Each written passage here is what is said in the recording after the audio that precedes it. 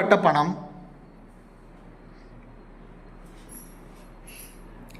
அடுத்தது கடல் கடந்த கணக்குகளில் விவரங்களை மறைத்தல்.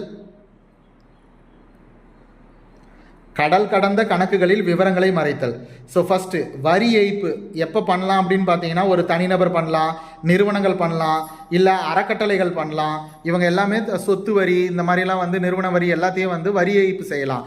அது என்னென்ன காரணம்னு பார்த்தீங்கன்னா, வருமானத்தை முதல்ல குறைச்சி காட்டுவாங்க, அடுத்தது செலவுகளை உயர்த்தி காட்டுவாங்க, அடுத்தது பணத்தையே மறைச்சிருவாங்க, அடுத்தது கடல் கடந்த கணக்குகளில் விவரங்களையும் மறைச்சிருவாங்க.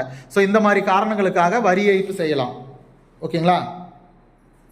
அடுத்தது இந்த வரி ஏய்ப்பு நடந்தாவே கண்டிப்பாக அதை கண்டுபிடிச்சிட்டா அபராதமும் இருக்கும். ஓகேங்களா?